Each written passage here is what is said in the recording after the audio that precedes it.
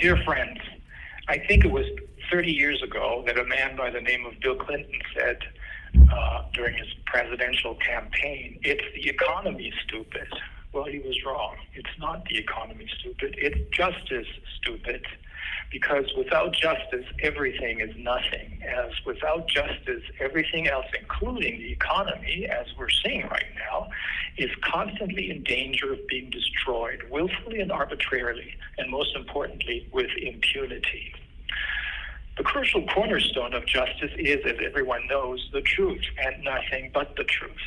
And anything standing in the way of the truth is not justice, but it's obstruction of justice. Therefore, obscure procedural rules that are used, or rather misused, to make sure that the true facts will not be heard and seen by the people in whose name judicial decisions are announced, amount to official obstruction of justice, automatically turning a criminal proceeding into a travesty of justice.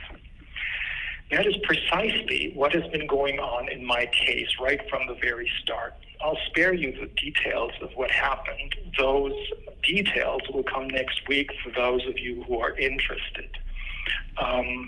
Suffice it to check the following 6 boxes here. The first 4 you already know, but the last 2 are the ones that really, really are a blatant destruction of the rule of law.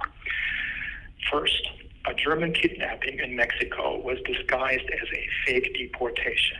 Second, I was and still am denied a fair hearing in this proceeding, with vast amounts of evidence being withheld from the defense by the prosecution. Third, the prosecution and the court are covering up the theft of more than €1 million by my accusers. Fourth, after the original fake charges brought against me had collapsed, the court invented brand new facts and immediately declared the hearing of witnesses closed, refusing to hear the defense's witnesses who would have and will rebut these brand new invented facts. But here's number 5.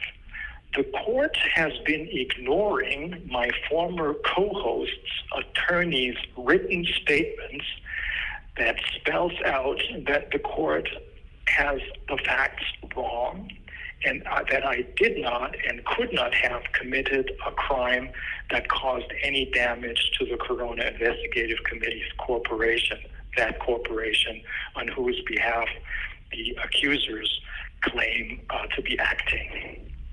And 6, this tops it all.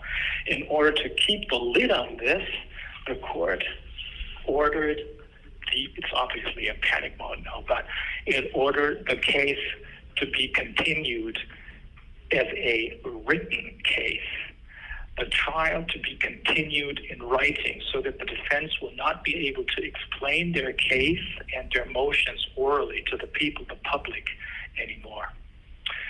Now, this is an egregious, blatant violation of the constitutional principle that a criminal proceeding must be conducted publicly and orally, in effect turning this trial into a medieval inquisition process. But the responsible Chief Justice, of course, claims that he is acting in accordance with the law and the rules of criminal procedure. Well, he doesn't. On the one hand, this is what he says, and on the other hand, that's what he does. Actions, of course, speak louder than words, and talk is cheap. Or as my ex-girlfriend Anita, an American Jew from New York City whose loving Italian grandparents reminded me of the family from Moonstruck, always says, all wash and no hangout. And that's what we're seeing in Gaza, too. Remember what the former high-ranking UN official Călin Georgescu from Romania told us in an ICIC interview, one that I did at the very end of 2022 in Bucharest.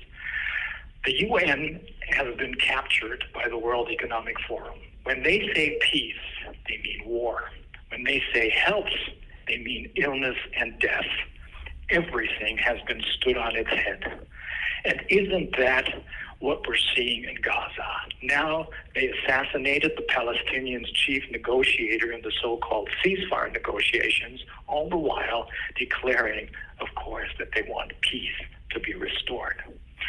No, this is not about Israelis against Palestinians. It's about justice. It's about finding out who's behind this, who's calling the shots, and who's profiting from all this. Cui bono? That's the question.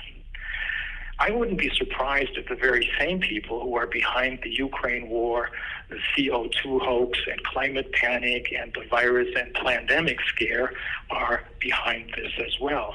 And I think you wouldn't be surprised either.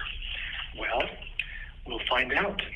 And that's what they're scared of. That's why they're scared of us, the humans whom they failed to turn into robots. As my American brother Michael would say, they're scared shitless.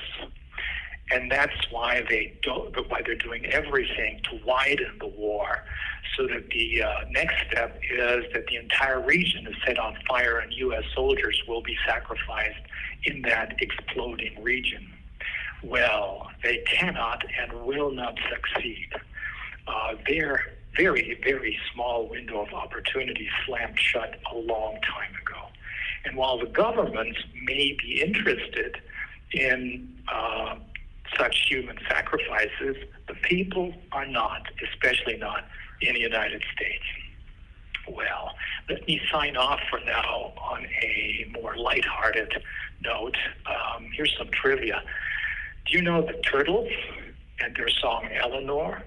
And do you know Mark Bolan's T-Rex and their songs, for example, Hot Love, Telegram Sam, and Metal Guru? Well, I bet you didn't know that the Turtles sang the falsetto background vocals on many of T-Rex's songs. At any rate, I'll see you all very